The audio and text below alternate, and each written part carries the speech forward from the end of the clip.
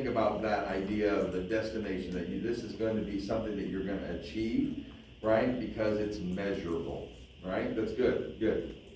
I was going to say reasonable, so if he has a group of followers, they are more likely to follow and trust him if the goal is within reason of the people and achievable.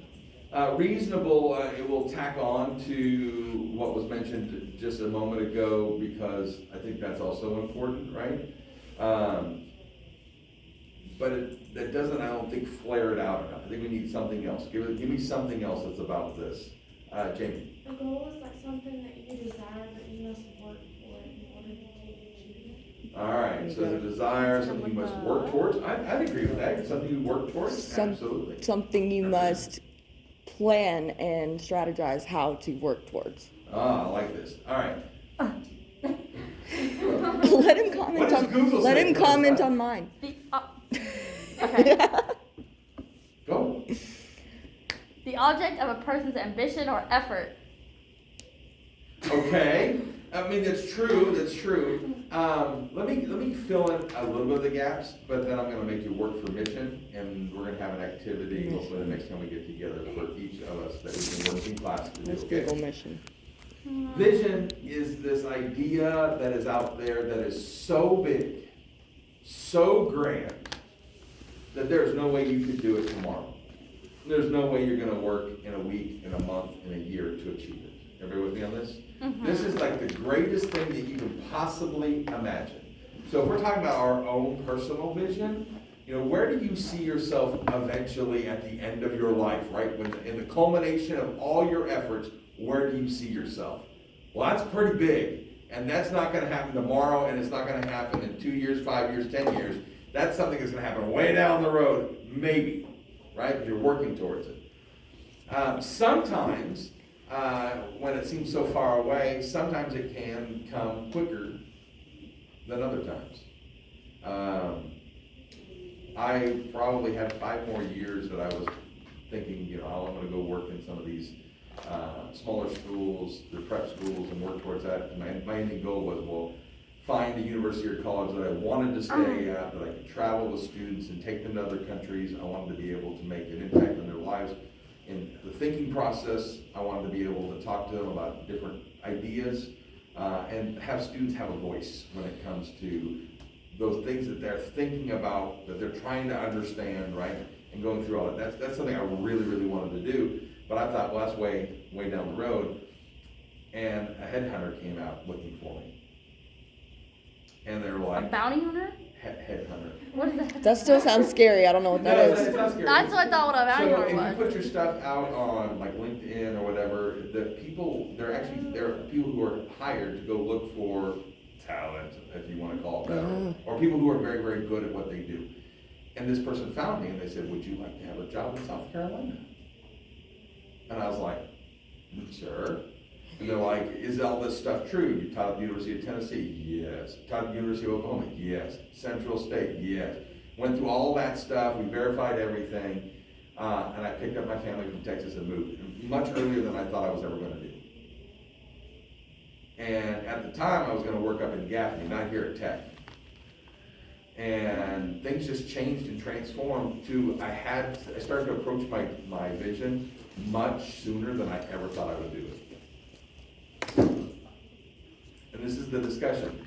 Can you ever achieve your vision? Sometimes. Well, was that a It's very, very encouraging. was that a vision or a Vision. goal? Vision. We're gonna talk about goals in just a second. Vision. The question But is, you can can- you Can ever? you ever achieve it? Yes. I would say yes, it depends on your determination on.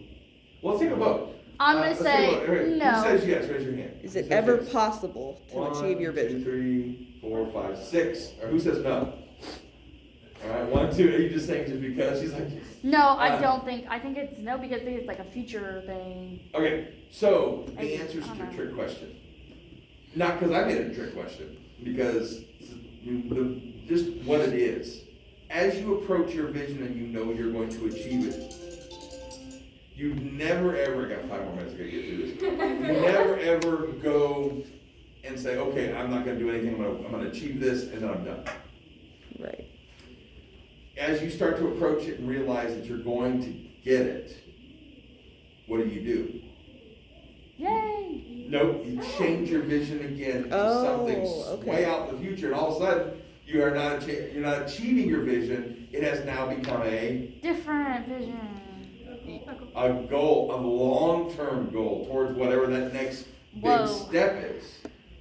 And so, in the end, did you achieve it? Yeah, I mean, we understand we did. But because we changed the vision, because we don't want to just settle, it becomes a goal and you have a new vision that's out there in front of you. So technically no, because your vision is still further away. Okay. So it comes back to Another what you question? were saying, Shannon, Uh. earlier, which you were like, you should never really achieve it, and that's the truth. That's what I was Never. gonna ask. So a vision's not something you achieve, Right. it's your Work vision, towards. but it becomes your goal. That's exactly Once you right. get closer to it. Right, and we have to think big, right? Really, really big on what that is. And so my life has really changed over the last probably 10 years because I approached my vision much quicker than I thought I was going to ever do. I had a plan in place, right?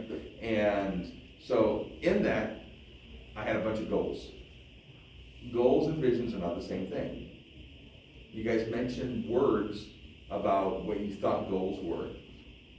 And I always tell people, imagine if you're on a journey from point A to point B. Doesn't matter how long the journey is. Let's say we're gonna take a trip. We're gonna go to New York City, right? How am I gonna get there? Like, Okay, I can make sure I get plane tickets, right, and I can fly there, correct? That could be one way to do it. A Is there another train. way? A train, good. Huh? Car. A car, absolutely. A Anything boat. else? to New York, a What did boat. you say? A boat? I mean, I'm sure that's actually possible, right? I mean, down the coastline, what else? A bus? You could walk. You could walk, right? I mean, and I think this is what's interesting, and then we're making light of it, and we're having some fun with this, but this is what you're thinking about. What's necessary on my trip? If it's a car, are there other things that I need to do on that trip? Gas. I gotta get gas. I gotta stop and get gas. What else do I need to do? Food. Food? Sleep. Maybe stopping. Stopping, sleep, yeah. right, absolutely. Where am I gonna do that at? In And the so, car. If you're doing, that lady that went to, you guys, are you old enough to remember What? the story about the lady who drove from Texas to Florida? She was in love with an astronaut, and she put on Depends, like a bunch of them, and she stayed in the car and basically I went to the bathroom. think I remember all the way hearing to about that. Florida. Oh, no. Oh yeah, super crazy, stalkerish kind of thing. She had to got- get there I quick, think though. I think she got arrested. Pretty sure she did. Anyway, go back and look at it, it's pretty funny. Anyway, so that might be possible. But the point is that you want to make sure that those are achievable, they're measurable, right? You think about this, these are all part of the SMART goals, right? You think about how you're going to get there, all the things that you need. Now, some of them are very short term, right? So instead of saying going to New York, right? Because all of those goals would be short term goals, yes? But let's say you want to visit 50 countries in the world. By the time you die, you're going to visit 50 countries. Well, some of those are going to be short term goals, and some of those are going to be mid range goals, and some of those are going to be Vision. long-term Long-term goals. goals. But long-term goals are vision. The vision is that you're gonna be able to do 50 countries. And that's a lot, by the way. I mean, to do 50 countries is a lot. And so, on the way, you're going to set, and I always call it like stepping stones. Like if I was thinking about, here's this place I wanna go, whatever that is, even if it's ephemeral, right? There's this place I wanna go.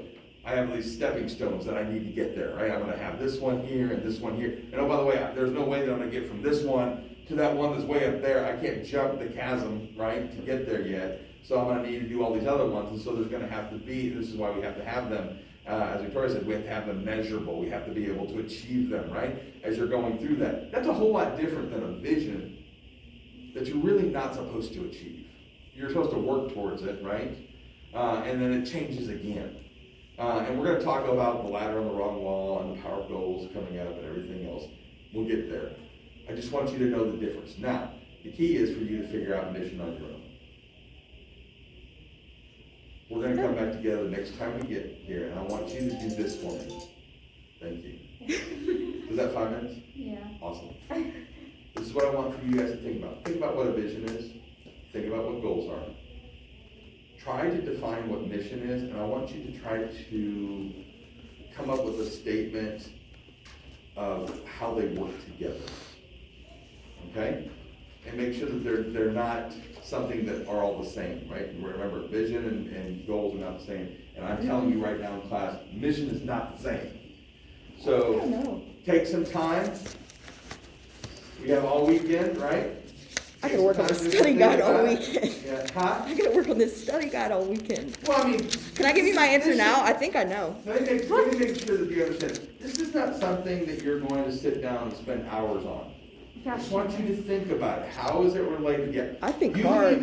You'll need to be able to control when you start and when you end, because that's what I do, right? I go to jump into it, I want to take up time. I do that. You're just gonna have to think about it, maybe as you're driving, thinking about it, you have a little bit of time somewhere else.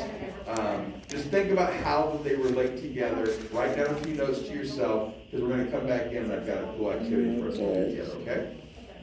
All right, so in saying that, we're gonna go ahead and start our first reading, 15 minutes, St. Crispin's Day. Hey, can I write down the assignment? Hold on. Yeah, you're okay. The assignment? I'm not gonna be like, do it now, do it now. I just don't want to forget. You're good.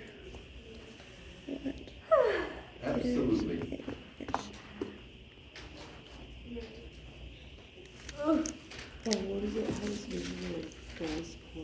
What? Mission? Something. We'll talk about it in the group chat.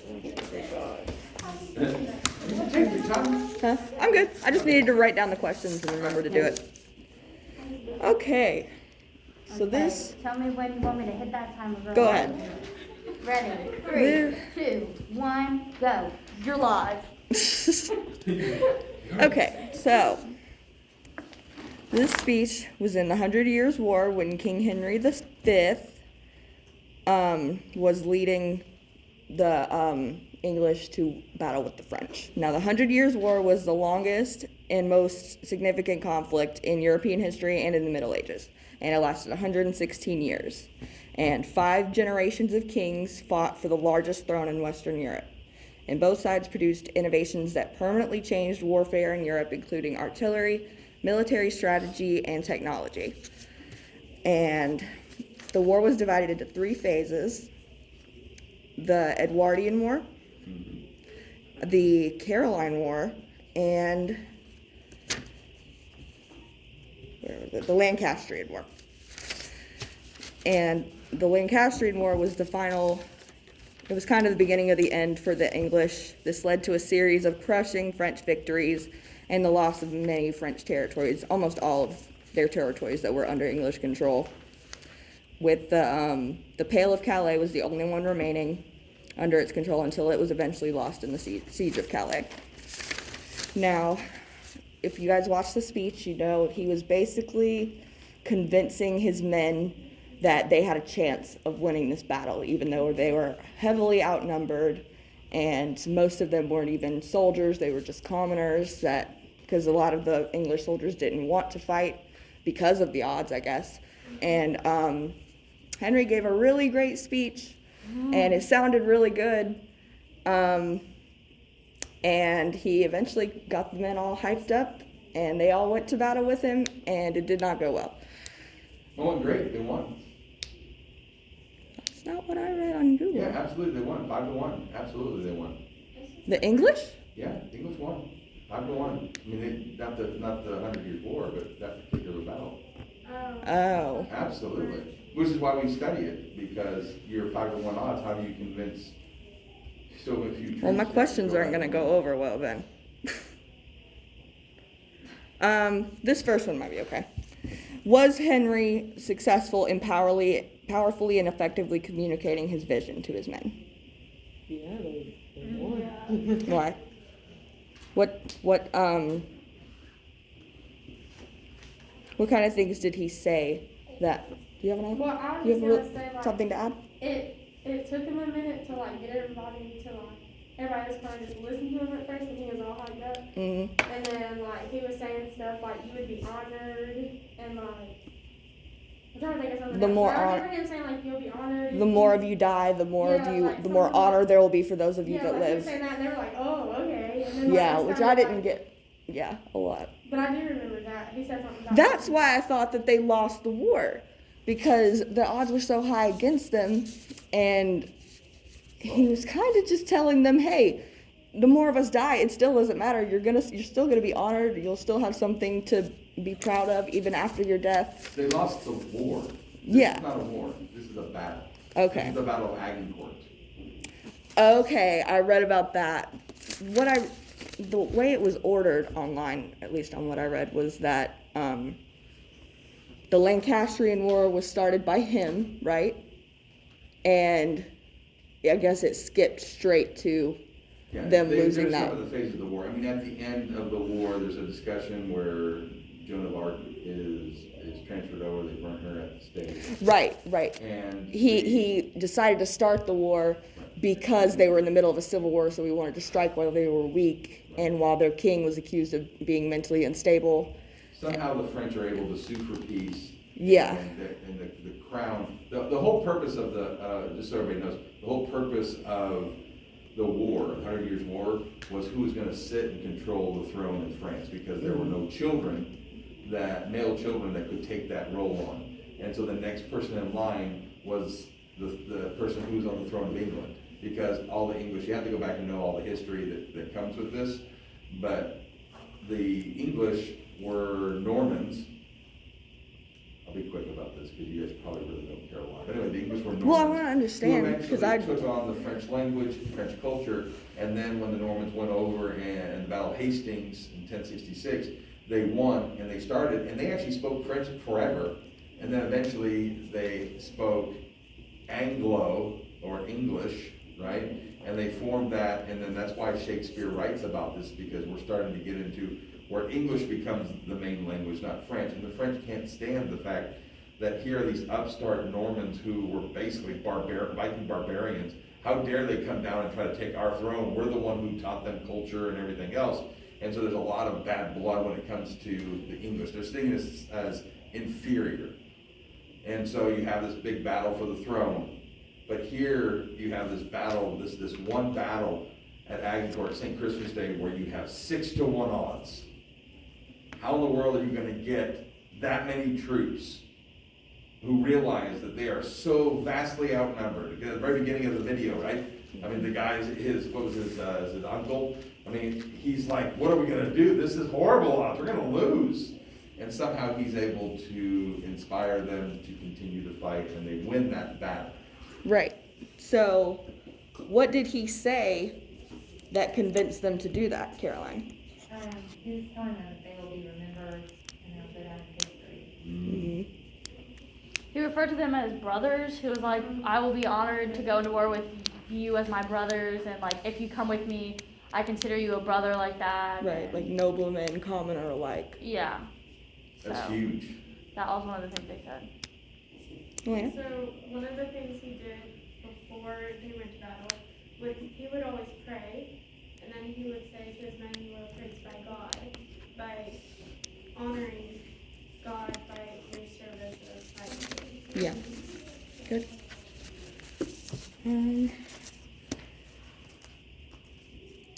Going back to his vision, was his vision well thought out, or was it just his lust for power that made him want to go after this?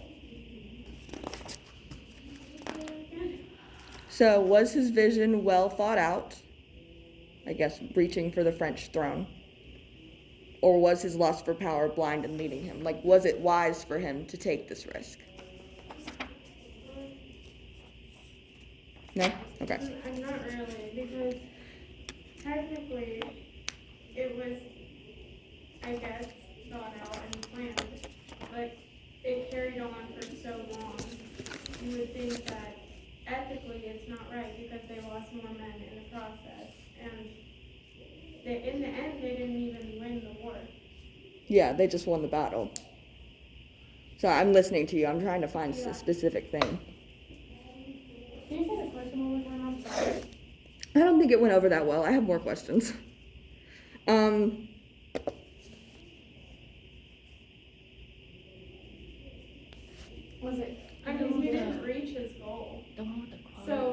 I know, I'm thinking, I'm trying to shorten that, so I don't have to read the Yeah. whole thing. Leader encouraged it. He won the battle, but Okay, did he really even want to leave? huh? He had This is a to, good like, question. he had to change. I mean, his- I'm just asking. No, it's a good question. I don't really understand. Like, What was the question? all I said was like, did he really even have a vision, or did he just stand up and start? Well, Because he was like, oh, we're marked to die, so. Well, like, if you know the story. I think No, there's a I general sense that agree. people are marked to die at some point. in I time. agree. He started something, and did he really think about how he was going to finish it? He just, so let me ask you this. Was St. Crispin's Day the start when he first started the Lancastrian War? No, Okay. but this is the start, this particular battle is the start of what, there is a vision, by the way. Okay. No, it's a good question because you read it and you go, Well, we only have this short little bit that we've watched. Right, so you think about it, what is it that he wants? He actually tells us, if you read between the lines in the speech, what is it that he actually wants? Remember, this has to be a dream that's so big that he's probably not gonna achieve it, right? Right. So you can't think of things that are happening right then and there, right? What does he want? He talks a little bit about this. Is it just rule over the biggest piece of territory in Europe? That's part of it. That's part of it. Proclaim Westmoreland? What happens, this is a hard question if you don't know like dates and things. I was gonna say Well- Eden would have been much better for this. I just know Shakespeare. Yeah, she had to translate it for me. What happens in the 16 and 1700s to England? Oh, the Queen takes over, right? The Queen takes over, right? 1600s, you have our Queen Elizabeth. Great Elizabeth, right? And then as we go through the 1700s, we don't call it England anymore, not really. When we No, talk about Great it, we Britain. call it Great Britain. Great Britain or the United Kingdom, sure, I'll take that, right? So you talk about Great Britain. What's the aspiration of every king during this period? What's it? Yeah, to extend your sovereignty, your power. People are gonna remember your name later, right? When they talk about it, he talks about this in the speech, right? Based on how many wars you won, how much territory you conquered. Right, so there's this kind of larger vision that he's saying, look, we're gonna be able to do something great, right? Your families are gonna remember. Like, after you're dead and gone, what's gonna happen? Your families are gonna talk about this day, right? If you're old and you're still living, you're gonna lift your shirt up and be like, check out my wounds, right? I mean, he goes through and talks about this. It's something that's gonna live on, right? Well, isn't that really what kings wanted? There was a legacy That is what kings about wanted. who they wanted, but also with the land.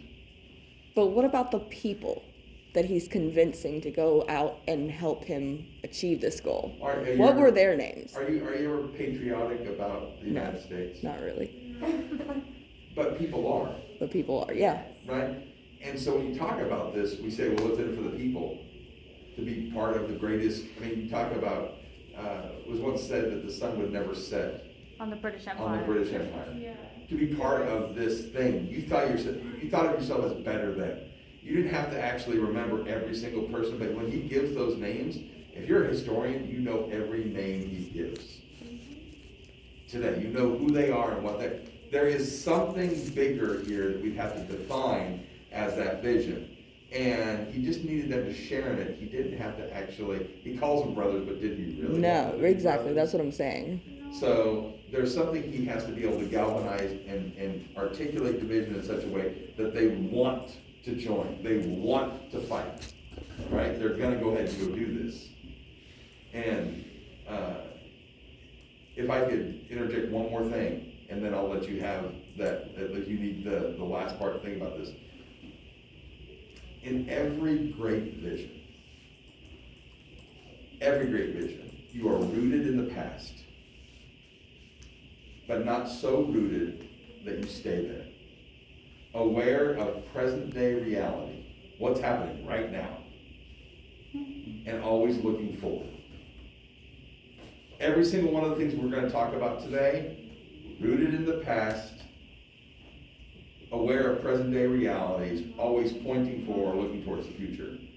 Martin Luther King, Abraham Lincoln, right? here with this is exactly what he does. He talks about all those who came before, and I went and rewatched it again just to make sure that it was there. At the very beginning, he talks about all those other people. And then he starts talking about what's happening right now. You know, present day reality.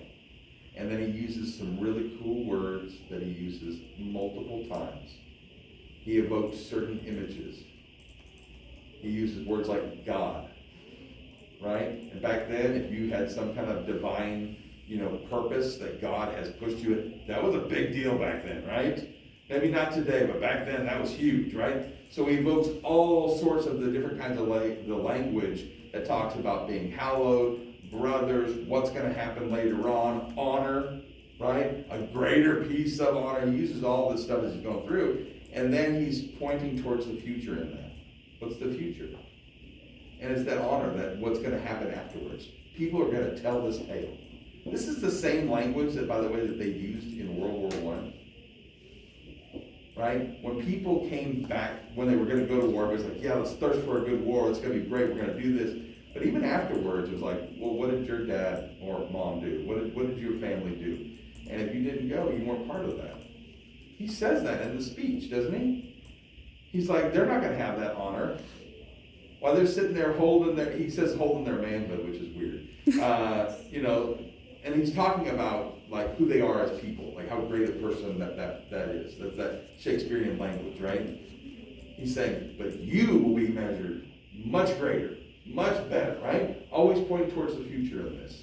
We're going to see this play out in every great leader who has a vision will always be rooted in the past, aware of present day realities and pointing towards the future, always. And you're going to be able to see it. Does that help? Maybe? Yeah. Yeah. Okay. You want to Look at continue? Are you I'm out of done? time. Are you done? I'm out of time. Okay. This was hard. This is in my opinion, not because of the way that it's worded or anything else. This one, to be in articulating a vision in Unit 4, is very difficult. Well, I would have come up with different questions if I had known that they had won that battle. Right. Well, and that's the problem, because you probably read a website or something that said that they lost the war, Yeah. but you've got to go back and go, oh, but did they win the battle? And that's why Right. we do it. We would never Did write it about say in here which battle they were fighting, or was that something you would know if you had watched the whole movie? It was something you'd have to go look up. Okay. And being a historian, I know about it. Plus, I watched The Hall of Crowds, so you figured this out. See, my favorite TV show is called Reign, and it's about what happened after the House of Valois took over. Oh, So I wow. know all about all the stuff that that. happens after. That's Yes. awesome. Yeah, that's good stuff. Absolutely. All right. So, good life feedback. I thought your introduction was almost similar to what I had. Oh, good. So that's good. We already talked about the outcome. I thought your questions were good. I think you should have stuck with your second question and asked it again because I thought it was a good question. And Yeah, I like that don't question. always back down because people don't understand it. Sometimes people aren't listening. Okay. Sometimes they only hear part of it, or they're trying to understand, which is always good. So you give me my segue into this. It's always good to plan on another question that still gets to the same answer, but is worded differently. That's kind of what I did, and I guess I just chickened out on it. So when you guys are doing this, when you're setting up questions, it would not hurt you to write a differentiated question for each one of your two questions, just in case you get to a point where everybody's like, I don't understand. Because it just helps you out. Because then you're not just feeling like, oh, well, I'll just say it again. I'll say it again. I watched one person say their question like 6 times, and they got more angry as they said the question. Oh, no. And because no one was understanding it, but if they had written the differentiated question, they could have slid it in from another angle and then come back to the question and then got what they needed to move on. So, just a piece of advice, it'd be good for you to try to do that if you can. But I thought you did an excellent job.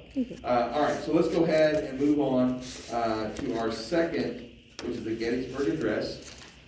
Jamie, you are the alpha. You need to go tell our timekeeper when you're ready. Yeah. You say you're ready? Ready? Yeah. Okay. Go. On November 19, 1863, Abraham Lincoln, the president at the time, delivered a speech that was later called the Gettysburg Address. This speech was delivered at the dedication ceremony of the National Cemetery of Gettysburg in Pennsylvania. This took place at the location of one of the bloodiest and fatal battles during the Civil War. Believe it or not, Lincoln was not actually the featured speaker of the day, and he only prepared his speech minutes before giving it. Even with these circumstances, his speech became one of the most remembered speeches in America's history. In this speech, he told the principles of equality and claimed the Declaration of Independence and connected the sacrifices of the Civil War with the desire for a new birth of freedoms, well as the preservation of the new union created in the ideas of self-government. So, with that being said, the Gettysburg Address was very short, it was only 1 page long. So with it being so short, do you feel that Lincoln was able to communicate his vision powerfully and convincingly? Yes, I do, because even though he just wrote it a few minutes before he gave it, it seems like everything that was in it, he had thought about quite a bit. It was something that was on his heart and he felt it, and it just came out so well that it's lasted this long as such a prominent speech. Yes, I definitely agree with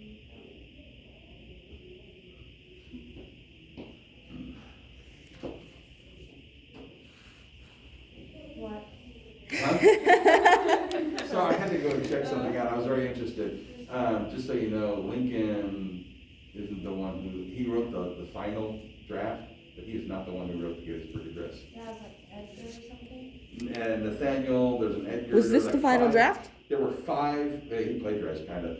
There were 5 people who wrote it. He took the best parts and then he kind of put it all together. On Lincoln did?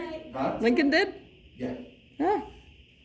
Like was it right? It was a couple minutes before he gave it? Right, but he had just finished it right before he gave it, but he was putting things together that he had already received weeks before from other people.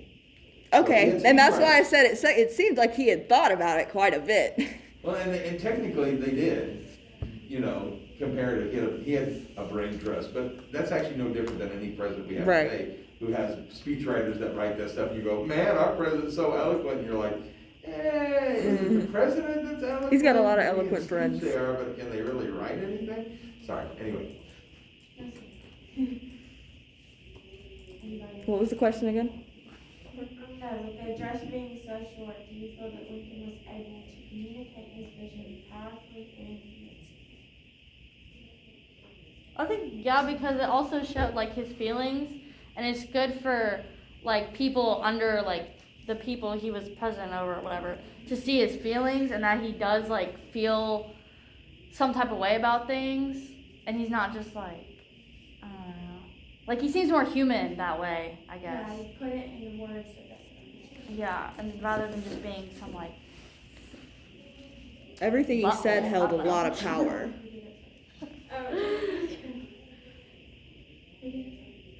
was it? Yeah. I was gonna say, it was interesting, how he started off with, fourscore, which is a reference of 20 years, so the total of 87 years, going back to the Declaration of Independence, and like it was, like the, I'm not to call you Dr. Professor said, like, to have a vision, you're not stuck in the past where you're just stuck, but he's referencing the past, hoping to create a vision that he sees in the future. And so I think it was very convincing for the people. That Right, was really good. Can we all give Adam kudos for doing this? This is pretty amazing, right? Because we That just got sounds to like talking about this and you pieced it all together, right? That sounds like On what he the was looking fly, for. too. So, yeah, great, and I appreciate you bringing in the fourscore 7 years, because that'll become important for me when I'm doing Martin Luther King. So, great job on that. Yeah, everybody. Snaps Friday. ew, that's so weird. Poetry snaps. Sort of. So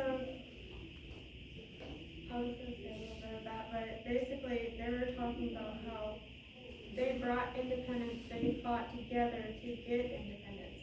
But now their brothers are divided and they're fighting each other on the same soil. So their family is fighting each other for something that they're divided on. So he's presenting it to the union to more of like a plea to get them back together.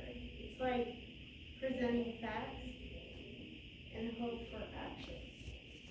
I totally agree. I'd say that he wrote it to show unity. I And- can never tell when you're about to say something. I feel like It's in my mouth. I know. you're like, Can't wait to go back to classes where we can see each what am I other's about to faces. come back? Yeah, let Caroline go and then I might jump in.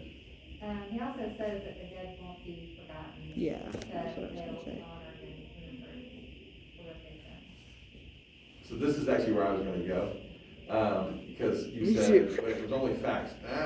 Yeah, maybe, but he evokes some imagery here that we see in the St. Like, Christmas Day yeah, speech. that's what I was gonna say You too. know, there's this idea of the people who died, the honor, the fact that, you know, this is sacred ground, the consecrated, which just means sacred or set apart, you know, that they did all that. And it comes back to what Adam was talking about, this kind of past, present, future that we had mentioned before.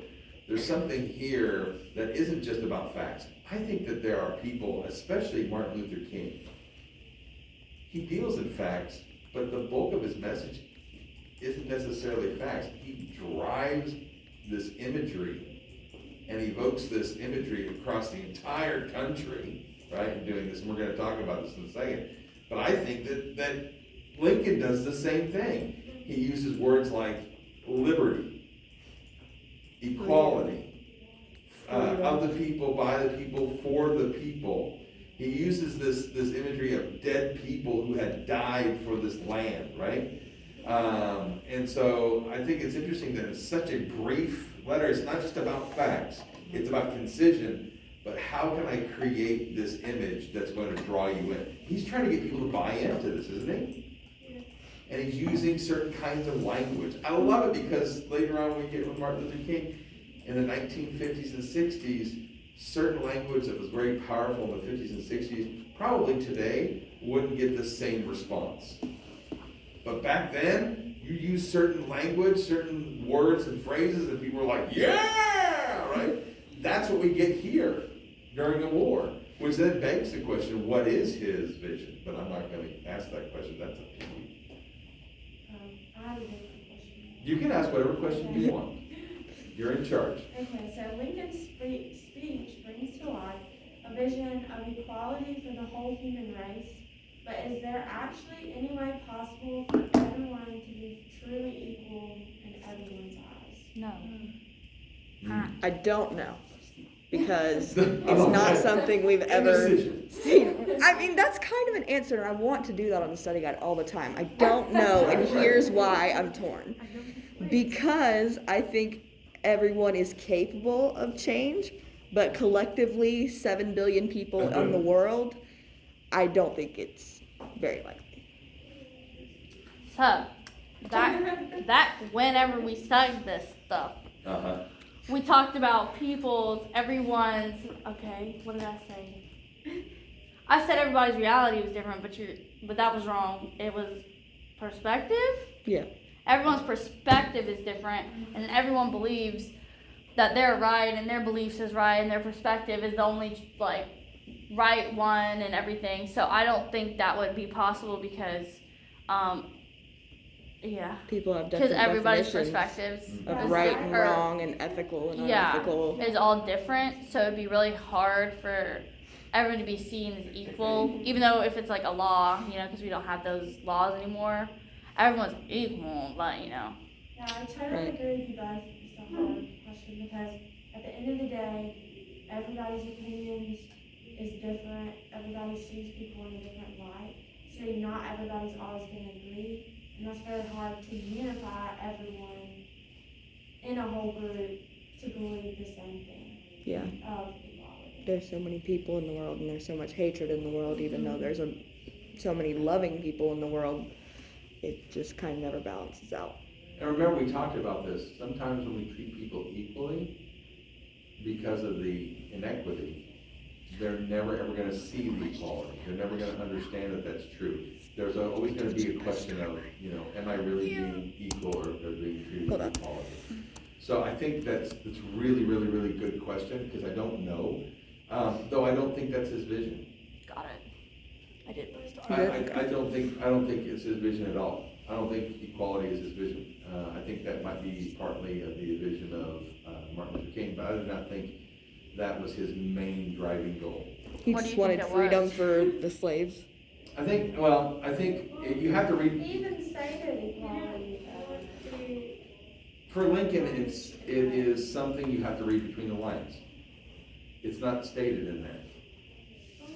Because think about it, equality. Well, if I sign the Emancipation Proclamation into effect and I make laws, the 14th, 15th, and 16th, if I do all that, 13th, 14th, 15th Amendment, if I do go ahead and do all that and I abolish slavery and I give people right to vote, well, then I'm done, right? That's not So a that doesn't mean vision. people What agree do you with mean what you're you did. done? Well, I mean, if my vision was for people to be equal, Oh, well, you then get a the new 13th, vision. 14th, and 15th Amendment, no, I'm just saying, that's why I said I don't think that, you know, sometimes we get caught in this and think, well, that's what he was really fighting for. Or they'll say, well, he was fighting for all of the slaves. I think that's part of it. What was But it it? also There didn't was just abolish something slavery, it only much abolished it bigger like than certain. he's Did we looking say for. a vision like? Is it develops and impossible it changes over time? idea? So could his first pre-vision be? Abolishing more slavery? equality, and then it changed once he's able to do that? But do you think it would really be a vision if it changed in 5 years? Because you could achieve it in 5 years?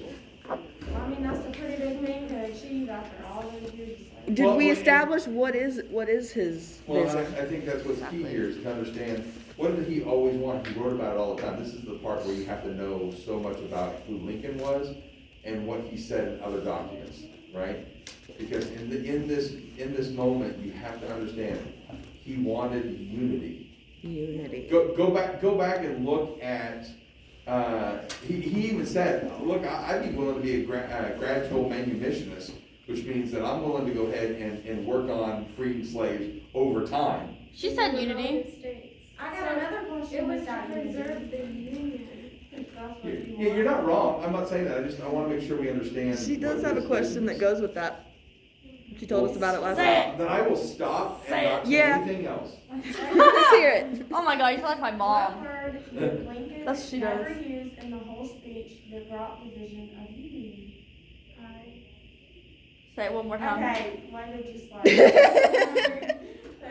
I was holding back. I was like, my bad. I said, He what didn't. word He did didn't refer to himself. Never used in the whole speech that brought the vision of unity.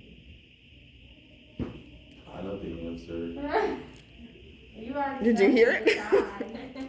Yeah, because I have a dream. She said, She's like what? mad. What's the You answer? said it. I was confused. I. Word. Got it. Because I have a I, dream. me, They me, said, me, me, I me. have a dream, and then whatever that came after that. But he said we. He was speaking to the union, and he's like, we have blah blah blah, because he was talking to them as a whole to conjoin them.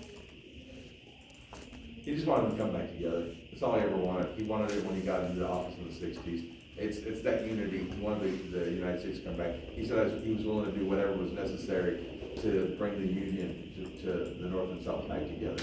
This is why and this is the last thing I was gonna say, was this is why he planned on allowing states to come back in his little 10% rule. As long as 10% of the people in your state, you're back in. He didn't care about trying to punish people, he just wanted people to come back and have unity. And you read back through this with that on mind, so it's a good question. You think back through everything that he wrote, and you go, yeah, I can see unity in here, I can see that this is what he wants. He's talking about all the other things, but he's really pushing for unity. So his vision was unity. Okay. Well, I was confused because Never mind. Never mind. Chris is like, I disagree. No, wait. No. I have a question, but we're not. We can save that for the last. It'll be later. Awesome, okay. so this is back on the vision equality thing. Bing bong. Never mind, too late. Big ball. Oh no. I actually heard him about his speech because at the end of it, when he was saying like, there was like blood on our soil of freedom, or I don't remember. I was kind of referring that to like God and this like holy soil, and it's like when those soldiers or so and so die, they are equally forgiven because they're on God's soil that is built under liberty. So everyone is forgiven no matter the division. So I it's love called Lost. a union because he's like, he forgives the people no matter what side he picks. Well, I definitely think that he wants that to happen. He said it numerous times, even after he wins the second election, he just wants to have you. In fact, the South comes to the table and says, hey, can we go back to the way that it was? And at that point, he was like, no. Certain things, you know, you still have to have, this is why when people talk about it, it's not just unity, there are things that are part of that unity that have to be achieved. One of them is slavery has to end. So there was never gonna be this idea of going back to the way that it was, that was broken. But we can still have unity as we move forward. And this is idea of like not getting stuck in that rooted in the past. Understanding the current day realities and pushing forward towards the future. It was never gonna be able to go backwards. There was we call it a fallacy of reversibility. A lot of times in relationships, it doesn't matter what relationship you're in, when something bad happens in your relationship, that doesn't just go away. You can come back together, you can forgive, you can do certain things to create, but you're never gonna go back to the way that it was. It's never gonna be the same because of what happened. Now, you can be also sort of gracious, you can work hard at that relationship to make it better, but that relationship will be forever changed. How can it not? So you have to figure out, how can I move forward with this? So, good points. Let's go ahead and move on. Did you guys want to ask that question? No, we'll hold that to the end. It's about the study guide. Okay, so let me go ahead and do the I Have a Dream speech, and there's lots to discuss here. Martin Luther King Jr., also known as MLK Jr., was born in 1929 in Atlanta, Georgia. He was a very well-known Baptist minister, a social activist. He was inspired by Rosa Parks to be a civil rights leader. And of course, Rosa Parks was the woman that was on the bus who refused to move. And he actually points this out and says that this is what gave him his impetus to start in this movement. What's that? Yeah. The bus boycott. He gave the famous I Have a Dream speech on August 28, 1963. He wanted to end racism in the United States. He wanted people to pursue equality no matter the color of their skin. All right, what was Martin Luther King's vision? Be detailed in his vision. That was Boy, weird. that was like a tie. Which one do y'all want it? I don't care. Let me see what you say. You both have enough points already today, so just, whatever. Alright, then I'm done. You want me to whisper to somebody? All right, I'll talk. Okay. Wait. Carissa? Okay. So, he wanted, well, I feel like it's kind of like Abraham Lincoln. He wanted like equality for everybody, and that people, well, I feel like I don't know how to refine it, what I'm trying to say, into like a vision. I can't. You know what I'm talking All right, about? well, I want to get some help. Shannon? He wanted equality for black and white people for one day for little black children and little white children to be able to walk down the street holding hands. All right, that's exactly what I was looking for.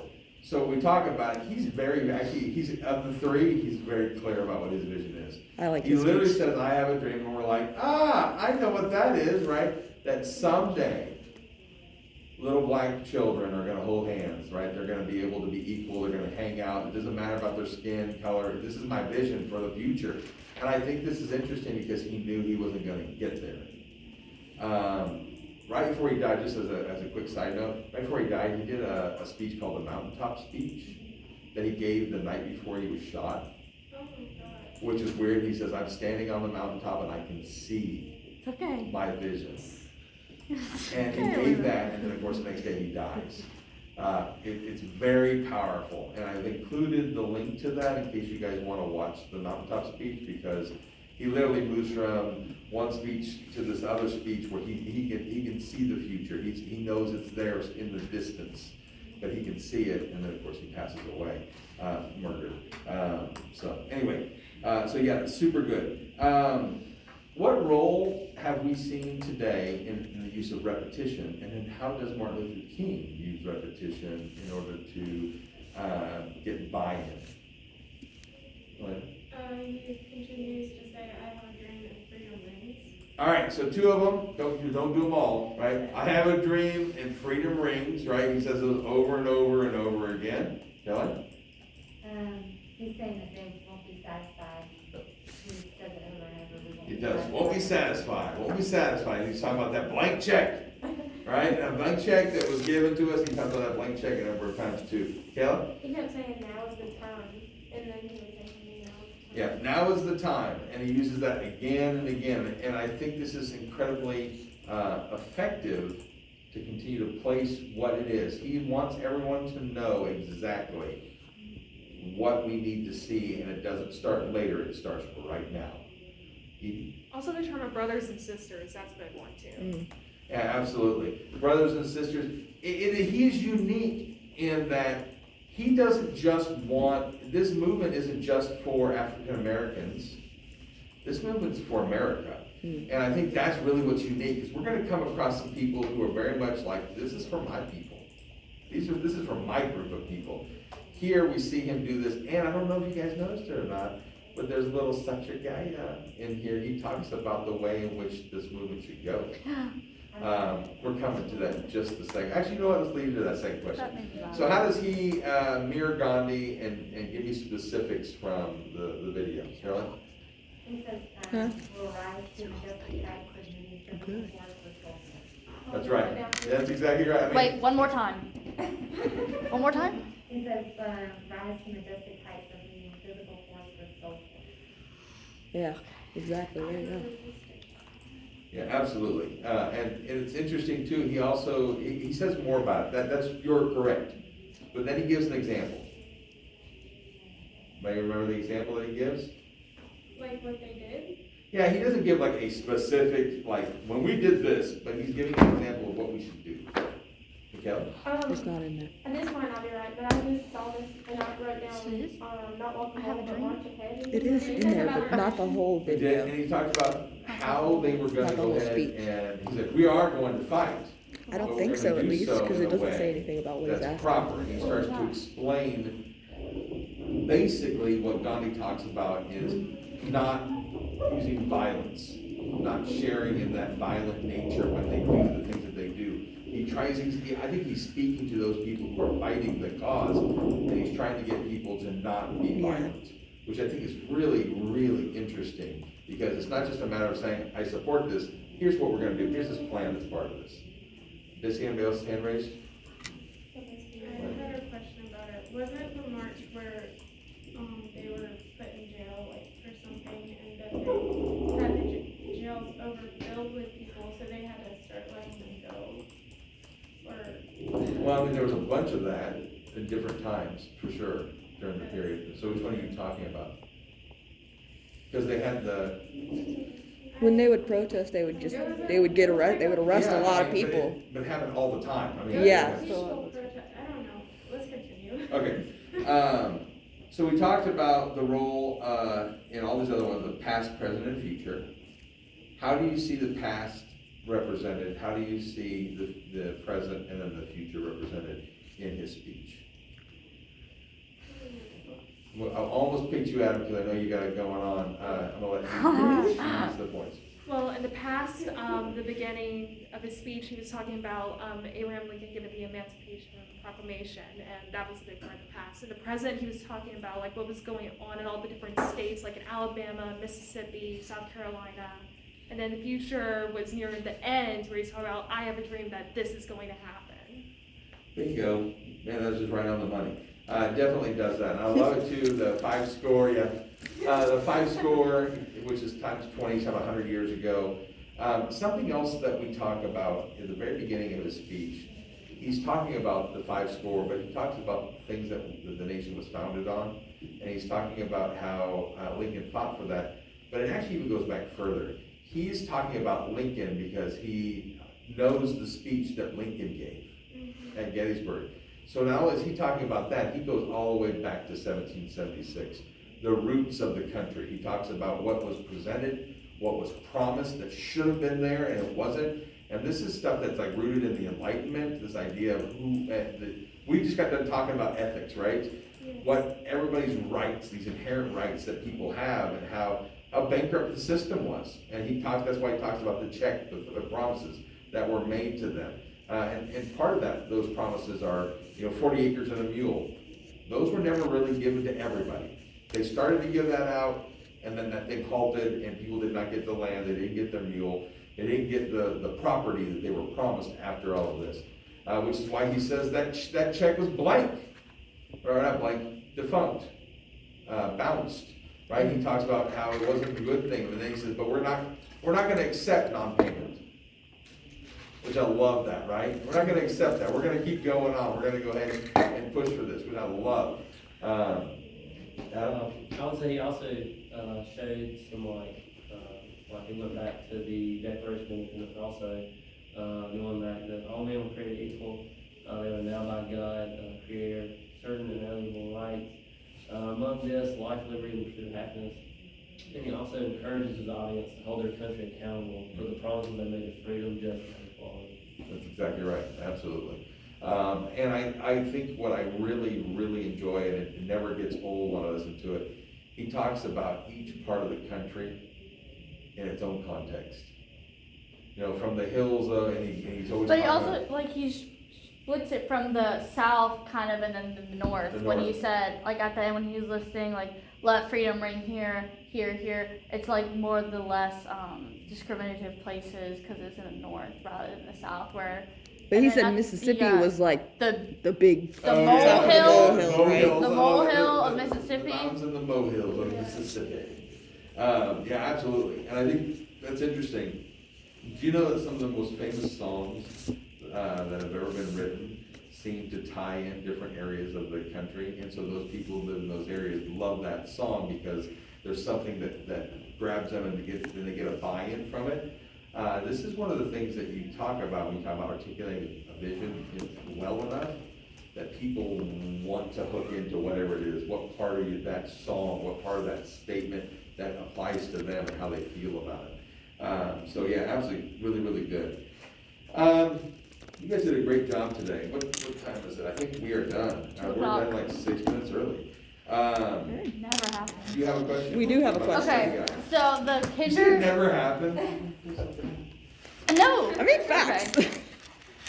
So number 7 on the study guide that's due, it says Kinder survey and blah blah blah, and it lists all the values. all the values and stuff, and then it says, what do you find surprising about the common list of cross-culture values? Is that We don't what's find just listed? anything surprising about this. These seem Well, very But, good Really? value. Yes. Really? Yes. All right, can I? well, because I feel like the normal good person. It's what I would have chosen myself. It's what each of All right, these, so let me almost ask you- all of the people that they surveyed said these things. All right, let me ask you a question. And they're just How many people were surveyed? 16. 16. 24 people, All right. 16 You different guys ever ages. studied statistics?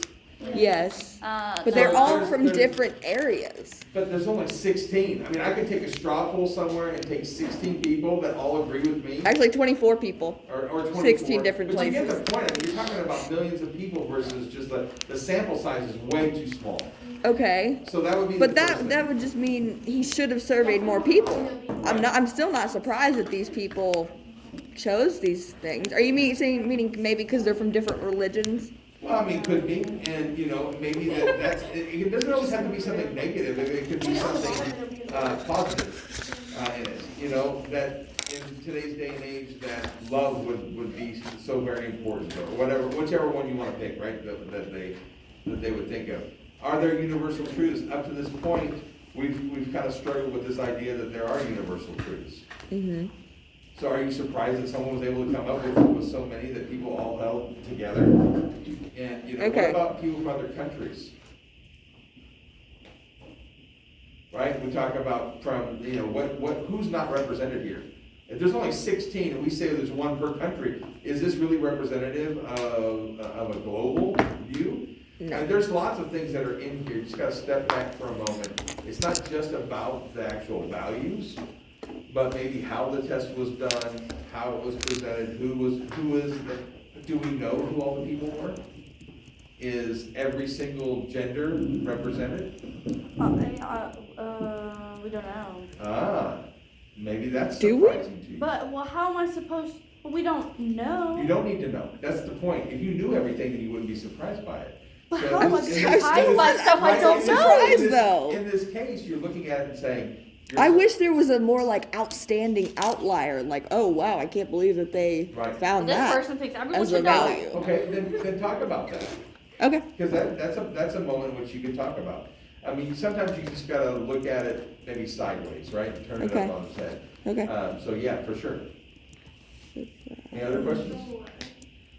You guys still have quite a few days to get it done. I have a question.